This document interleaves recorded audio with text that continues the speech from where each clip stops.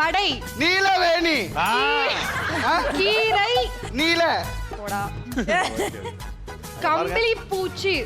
பீம்புஸ்தி. கம்பளி பூச்சி. கம்பளி பூச்சி. சிதம்பரம். சிதம்பரம். ஐயா ஜெயிச்சிட்டோம்.